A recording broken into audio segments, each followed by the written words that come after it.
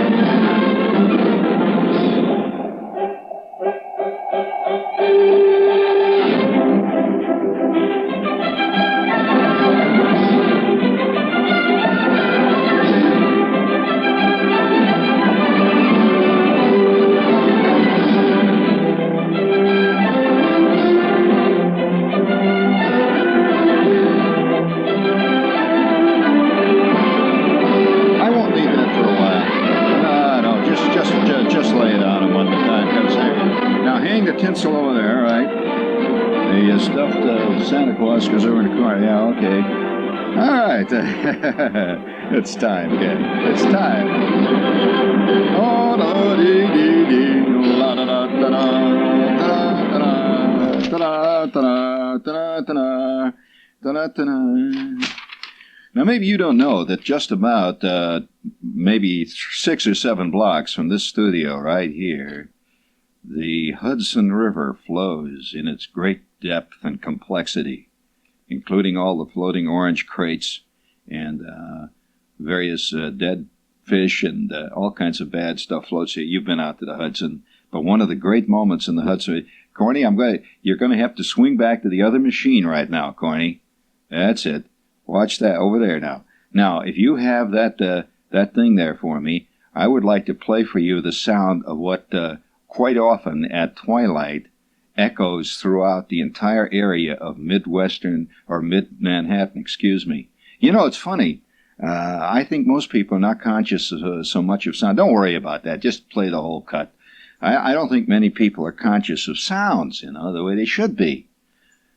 We always talk about our senses. Everybody's talking about the sense of taste and the erotic senses and so on. But boy, the sense of sound, I think, is the one that works most on most people all the time, 24 hours a day. You can't imagine a day without hearing any sounds.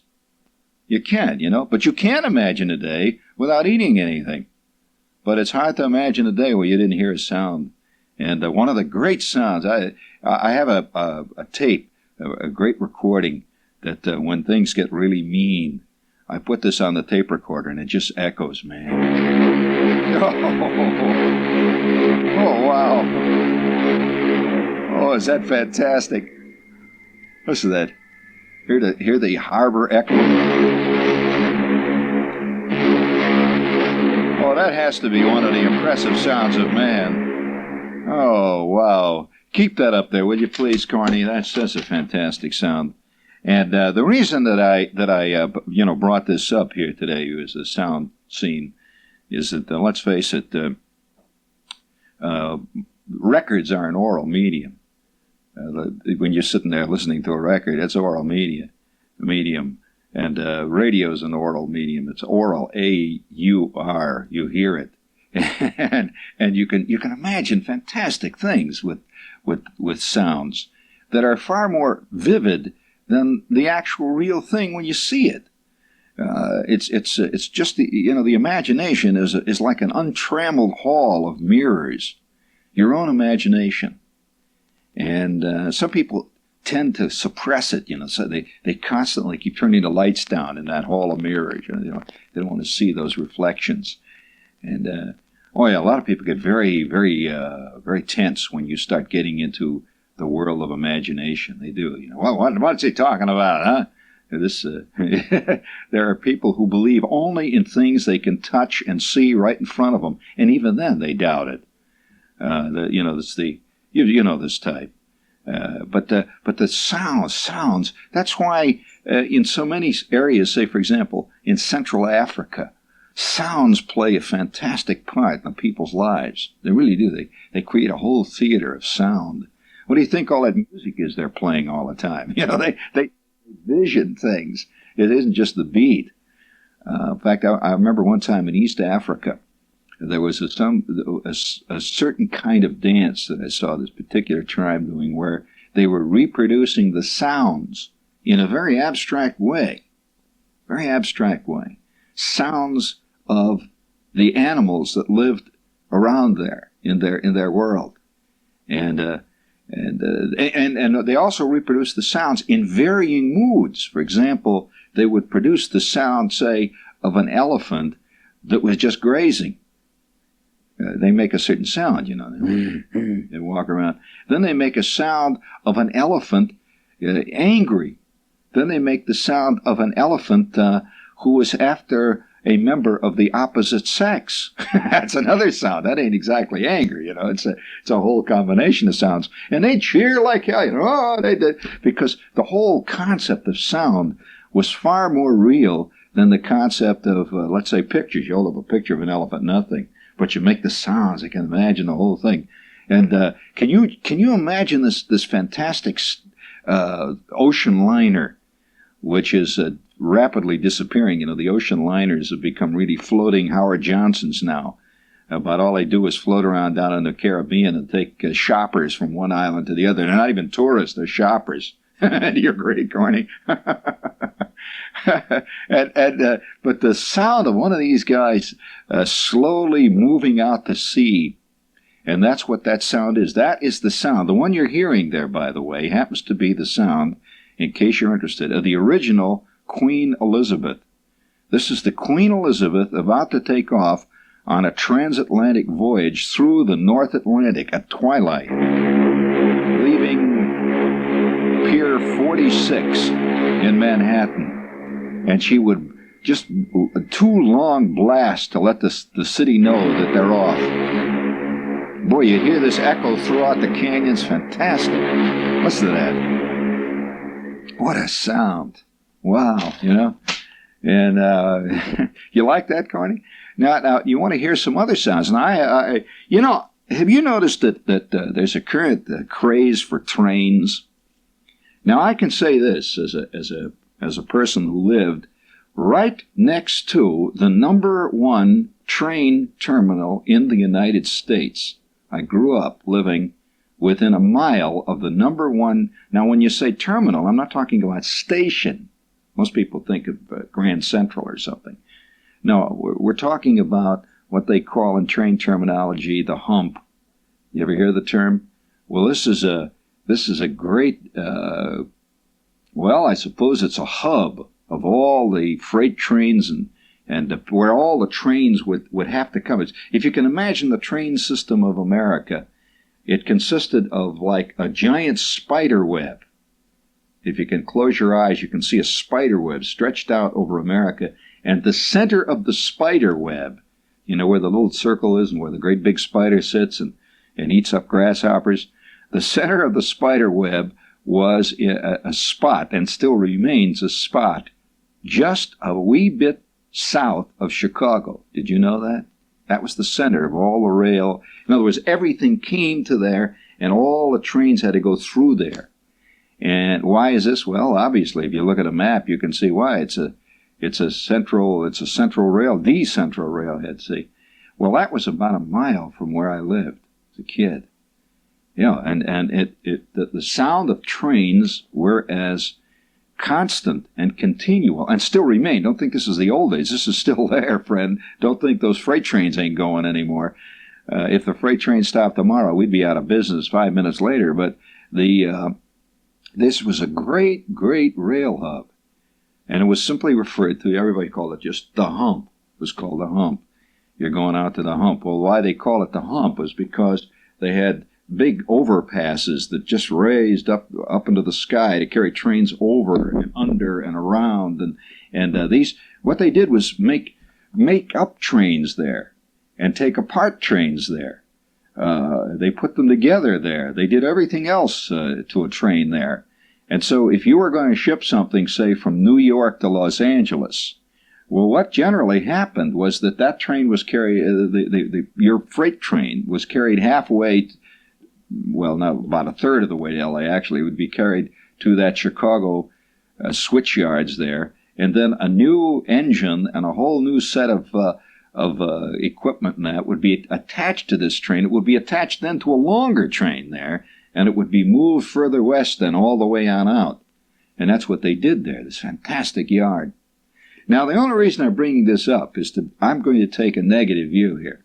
And I'm going to get a lot of angry letters, because I've discovered that the most sentimental about trains, the people that are the most sentimental about trains and about the whole idea of trains, are those who really have had very little to do with them. They see them in the movies. The idea of a train is very romantic. But if you live next to them, it becomes one of the things you fear and hate most of all. It's like people live next to the sea. That the more a man has to do with the sea, the more he hates the sea. In a curious way. He hates it. He loves it too in another way. But he really fears it. He knows all about the sea. And he knows enough about it that he doesn't get romantic about it. That's why in the opening lines of Moby Dick, Herman Melville, who knew much about the sea, Melville says, and I'll paraphrase him roughly here, if you think I'm going to come on and talk about the beauty and the grandeur of the sea, he says, forget it, I'm not. That the sea to me is always lying in wait. It's a killer. It's not only a killer, it's a lethal, mindless killer. And it'll kill when you least expect it to kill. And so he didn't have a romantic concept of the sea. Now, that little passage probably eluded most of the people who lived in Iowa who read Moby Dick, who had a romantic concept of the sea. And the train, though, Johnny Cash, everybody's doing train stuff. Well, I can say this about trains. One thing you probably are not aware of, that the train is one of the world's great lethal killers.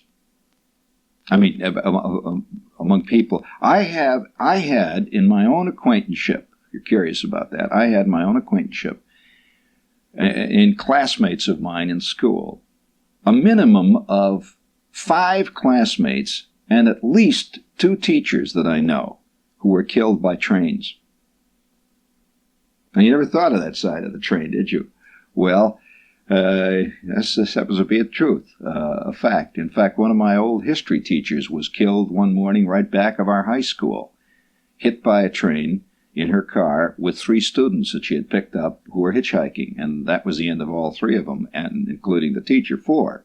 So the train. There's 2 sides of the train, and if you live around where trains are, the sound of trains becomes almost like the pollution. I mean, you just hear this. I don't mean air pollution like smoke and crud drifting down. It's just like such a steady sound that you hear all the time that you ultimately get so that you can't imagine life without it.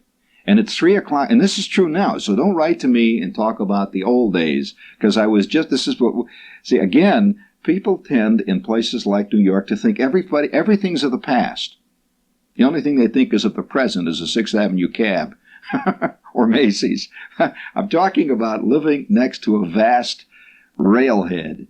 And the train is a very living thing in many, many cities in America today. I mean, if you ever go out to places like Wyoming, Indianapolis, Indiana Harbor, Indiana, I can name thousands of places where the trains go through the town night and day, and they roar through. Did I ever tell you the time I was standing? This is a typical scene of a train. Do you want to hear train stories tonight? You know, this is so true, and I'm sure that you people here in this town wouldn't even know it. I'm going to read you a George Ade fable. Just hold on a minute. Just a minute.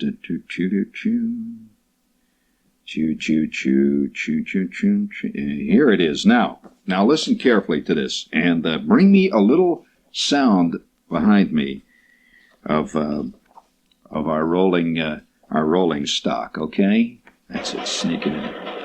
Listen to that sound. Now that's the sound of a train going over a crossing. I can tell immediately. Hear those tie plates? Those are called tie plates that are clicking there. You probably don't even know there's such a thing as a tie plate, do you? Well, that's the thing that holds the rails down on the plates, on the tie. And this is the fable of the boy with the steadfast ambition. In a small place where the local freight stopped to rake out the ashes and pick up a car of produce, there was a boy who had set his heart on being a railroad man.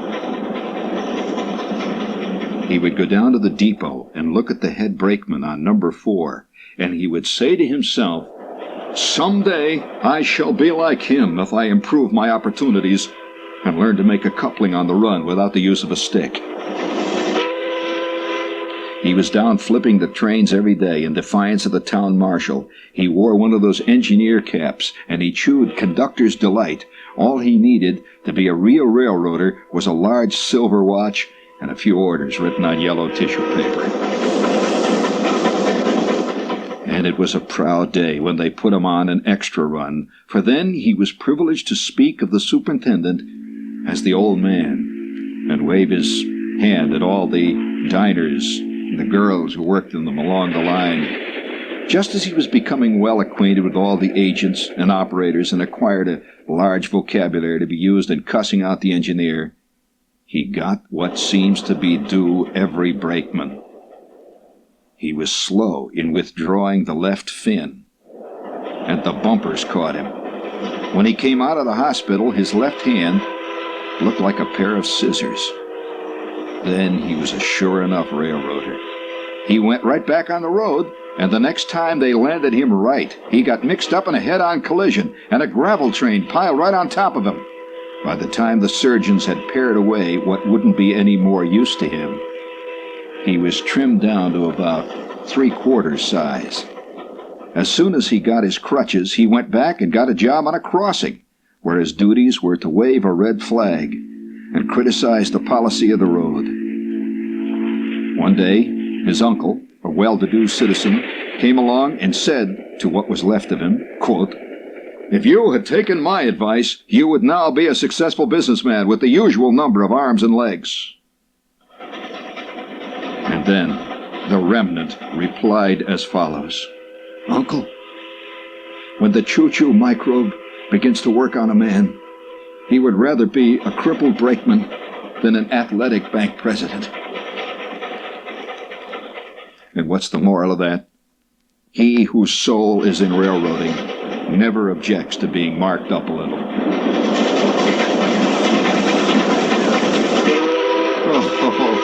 Oh, that's it. Thank you. And keep that up there, Corny. That's so true. Let me tell you, I can't describe to you what, in certain towns in Europe, you know that they can tell a veteran of a war by the fact that he goes down the street with only one leg. Did you know that? Or one arm, or one hand. They can tell. We don't have that many veterans per our population, so we don't really see that. But in Europe, they can tell. I mean, practically everybody in Europe has been in some kind of a war, and the towns are filled with guys with one leg or one arm. Well, this is the way it is in a railroad town. Did you know that?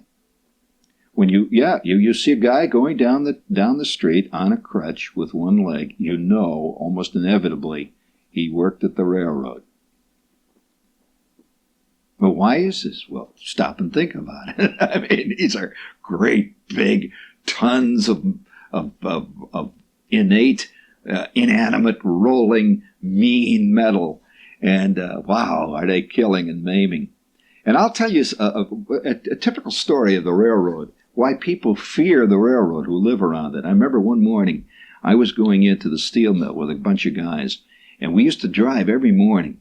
And, I was 16, 17, something like that. It was a summer day, I had a summer job in the mill. Now, the steel mill has railroads that go right through it. Thousands of railroad tracks come into the mill. In fact, one of the largest private railroad systems is in Carnegie, Illinois steel mill. Thousands of miles, really, inside the mill of track. Everything is carried on rails with diesel engines moving back and forth constantly. Of course, a lot of the material that mills use is brought in by rail. All kinds of ore and coke and one thing and another comes in. Well, the train tracks, there was a very fast set of tracks that used to go right outside the mill gates. And this particular track, every couple of hours it seemed like, a fast express would move through. And you'd hear this express coming for miles down the track. And you got to know. You knew exactly when the Capital Limited was coming through. One of the big streamliners was coming through because they'd go screaming right through town at 80 miles an hour, right through the mill. You just, whoo, they go roaring by. Well, one morning, one of the big curses, of course, of living in an area where there's a lot of a lot of trains, is that you're almost always late to everything. Practically everything is crossed by a railroad track. Practically every road has a railroad track going through it or around it or across it with a gate and the whole scene. See? So you can't ever really count on being on time on anything because you're in a hurry, you're rushing along, and all of a sudden, oh, no, the gate goes down, doing, here I am, and they keep backing up right in front of you. You see the end of the train coming and stops right in front of you with two cars just covering the track. And then they back up. Oh, God, blows your mind. So one morning, the typical example, one morning, we were on the way to work, and we were supposed to check in at 8 o'clock. That was we were on the 8 to 4 shift that day. It was morning, and it was about 7:30 in the morning, and all the cars were going down towards the mill parking lot, and everybody's driving along. When all of a sudden this gate goes down ahead of us, see, which you plan on that, you know it's going to be that way. See, well, instead this morning though, the train, it was every morning at this hour. We would often be stopped by this train if we came at this exact minute, because they were all timed. And this train would just go screaming right by with the gate down. You'd see, and she'd roar by. Well, this morning, the gate went down and nothing happened. We sat there for about 5 minutes, and guys started to toot their horns, the whole scene. When slowly from the right, this engine came right to the road. It was slowing down. Obviously, this guy had his brakes on, and the train was slowing down, and it stopped right in front of us. I wasn't more than 3 car lengths away from it. And this tremendous diesel streamliner, all painted white and blue with silver stripes down the side of it, just pulled right in front of us and stopped. And then we saw why it stopped. Draped around the front of it and under it was a brand new Pontiac that was roughly the thickness of Reynolds wrap.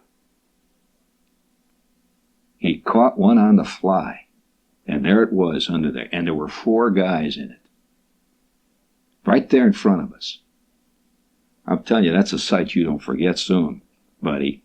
Especially since they'd been hit so hard. See, the car was just flattened.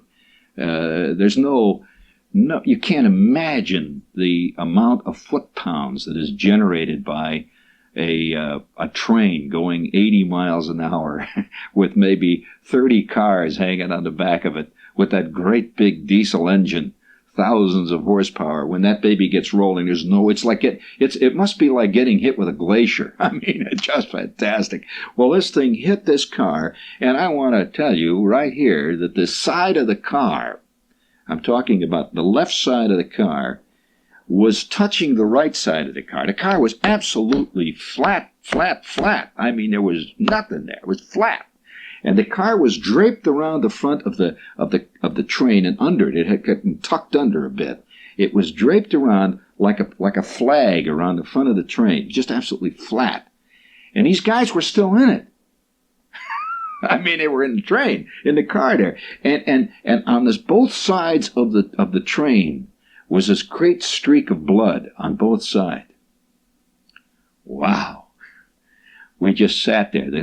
I sometimes think of this sight, you know. I remember all these cars, all these steel workers, they're used to a lot of things, sitting there, just dead silence, and that train just slowly pulled up. It just stopped. It took them about 1.5 miles to stop the train, and he had hit them probably, you know, 1.5 miles down the track, and he finally got the thing stopped. What a scene. I remember one night, this was when I was going to university, I was going to Indiana, and one night I was driving. This is Indiana's crisscrossed with trains. All the main Midwestern states are, Indiana, Illinois, Kentucky, Iowa, all these great states. It's a tremendous train tracks run right through the state, see. Well, one night I was driving a car and I was going to school. I had a bunch of books next to me, and I was coming back from town. I'd gone into town. I was driving back to school at night, and it was about, roughly about 5:30, and it was just getting twilight. And I was driving along this just a long, well, it was like a super highway. It's actually US 41, in case you're interested. It was just a highway, say, and a 3 or 4 lane highway.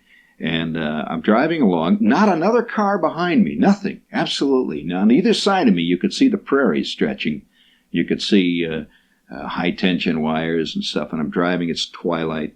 And there were a few willow trees, a few catalpa trees and so on, which you never see in this area. There are a lot of catalpas out there, catalpas, and another tree that you see is cottonwoods too, which you do not have here. And this was important to the story because the cottonwoods were growing on the horizon off to the left, which I suppose obscured your vision somewhat, but not much, really. And I'm driving along, and ahead of me, about roughly 1/4 mile, is a guy in a 4-door Ford. He's just right up ahead of me. See, he's going along, and we're both traveling along about 60, 65, and that was it. No other cars around, just the two of us. And he's maybe 1/4 mile, maybe a 1/2 mile ahead. And the vision was absolutely clear. It's just like crystal. It was about 5:30 in the evening, and it's getting twilight, and the sky was all yellow and red and so on. Now we were approaching the single crossing that went right across. They had an electric gate, an automatic gate, the kind that would come down automatically when the train would cross a certain point on a track. If such a train was coming, this thing would come down, say, and a big red light would go on. Well, we're riding along.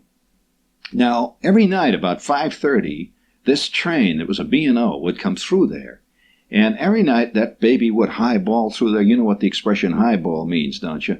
Well, highball, you know that the term highball, when you think of a drink, comes from a railroad term. How many people know that? Did you know that, Corny? Well, it does. And you know what it means? Highballing means going full out fast. And that's how they named the highball. It's fast. It does it to you. So the term highball means, you know, he's highballing it, see. Well, you know what the term highball actually comes from? Well, they used to have a series of semaphore signals. And that when the ball was up on the top of this signal, that meant you could go full out. The guy could open his train up. That meant he had a high ball signal. A low ball signal meant, look out, there's traffic ahead on the road, and you have to maintain a certain speed. So anyway, this train, this night, we're driving along, absolutely nothing around this, when all of a sudden, I see ahead of this guy, way ahead of him, the gate goes down, Corny. It just lays right down, and a red light starts going. Ding, ding, ding, ding, ding, ding, ding, ding, ding, ding, ding, ding, ding, ding. And sure enough, I see from the left, I see coming over the prairie and through the cottonwood trees, I see this highballing, boy, he is moving, you know, just like they always did. He is coming directly across our path at a 90-degree angle, see? And he just run right along. Well, I'm watching the guy ahead of me, and automatically I start to slow down, see? I can't believe what I'm seeing. This guy ahead of me is just going right on. He ain't slowing down a bit. He just keeps going right ahead, see? And I said, what the heck? I figured he's going to make a sudden stop, see? Doesn't he see this thing? Well, at the last instant, I saw he didn't see it or something, and I gave a blast on my horn. Not a thing. He just goes, boom, right through that gate, knocked the gate, and pow, they hit. A perfect, just boom, gone. And that train disappeared. There it was. They hit just an absolute match. It was just like a ball hitting a bat. It was, but the sight was fantastic. When these two hit, this guy, he didn't hit the side of the train. The train caught him full on, just bam, like that. And the train was by me in an instant. It was a passenger train. He was highballing through. He was gone in, I'd say, maybe 40 seconds. Just boom, boom, boom, boom, boom, boom. He's gone. But here's what happened. When that car was hit, I saw something go up. And high up in the air, I saw something turning over and over. It must have gone, I'd say close to 150, 200 feet in the air. About as high as a 15-story building. Really went up in the air, see. And it's gone. I'm all alone on the road. I'm standing there. I stopped. There it was. The gate goes back up. Nothing. It was like nothing had happened. It's like there was nobody there. Like nobody had ever been there. I got out of the car and I walked over. I figured, good God, it's unbelievable. There was not a trace of the car except some powdered glass. And I said, well, what the hell is this thing that flew out? And over on the other side of the tracks, they were the other side from where I was parked. I walked over the tracks. There was a kind of weeds, and there was an embankment, and there was a little creek down there. And by the edge of the creek, about, I'd say, a good half a block away from the crossing, there it was. The engine, the motor of the car, was all that was left. The motor was laying there. Just that was it. And it was red hot, the motor. It was still smoking. You could see the steam coming off this thing because there was water on the bank of the creek there. That was it. Dead silence. I came back up on the road, and my car is staying there, of course. And by this time, another car is coming down the road. And I flagged the guy down. The guy stopped. I said, there was a guy just hit here. I said, what the hell? What are we going to do? He says, come on, you're out of your mind. I says, no, the engine's down there. And we both walked down, and he put his hand on this thing. He said, oh, my God. He says, this car, where is the car? I said, I don't know. He's gone down the track. A great moment in railroading. Now, I'll tell you another one. One more story, and this is a quickie. And it gives you an idea of the curious kind of heroism that you see occasionally around the railroad yards, and there is a lot of it because it's a desperate world. One day in the mill, I was working in the mill this day, and it was again daytime. It was about 8:30, 9 o'clock in the morning. Just things were going full blast. When all of a sudden I hear this distant sound. It was a sound of thousands of sirens. Something had happened. And, of course, the mill is always something happened, and you're used to the sound of sirens and disasters and stuff. But this was really big. I hear the thousands of sirens going. Everybody started to run down the various streets of the mill, looking towards the river. There was a river ran right through the mill, and it was a big, deep canal river, deep, where ships came in and unloaded ore. It's a deep canal. Unbelievable sight. That hanging in the river there was a train. And hanging in the river was just the engine of the train, a big diesel, one of these great big cross-country fast diesel engines, was hanging down into the river. There was a bridge over the river, of course, one of these automatic big bridges that the trains go over, and this guy had gone right through with the bridge open, and the train was hanging down into the river, and the rest of the train was sitting there. In other words, if you can imagine the engine just all by itself, folded down. And in the cab of the engine, which was maybe 30 feet deep or 40 feet deep in the water, was the engineer and the engine, I suppose you'd call him the oil man or the coal man, or whatever it is, his assistant that works in there with him. They were both drowned. And it turns out that what they had done was they got a signal that something was wrong with the bridge, and the bridge did not go down the way it should go down. And these guys tried to stop the train desperately for over a mile, And that thing slid for a mile with its full brakes on. And there she was. And they had saved, well, there were hundreds of people in the train. And most of them had no idea what was going on. Obviously, they were just sitting in the train there. But what a fantastic sight. And that big engine was just hanging down in the water. He had just almost made it. That he stopped just enough that the train would not do it, but the engine went over.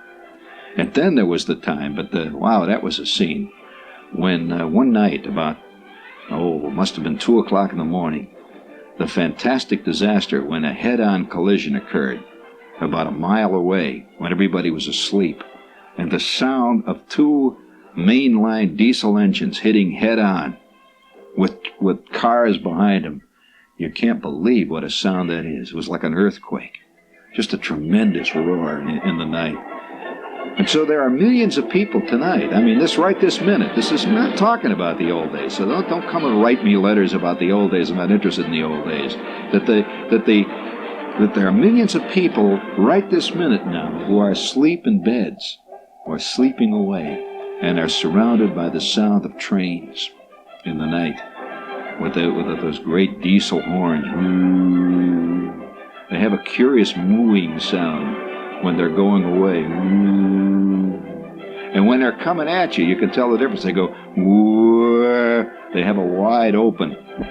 And you can tell which way a train is going. When you live long enough next to trains, it's like living long enough next to ships. You can tell by the sound of the tracks whether it's a fast or a slow train, whether it's a murderous one or just a benign banana train going through. And the sound of the bells and the whistles are part of it. And man, like the sea, it goes on and it's a killer.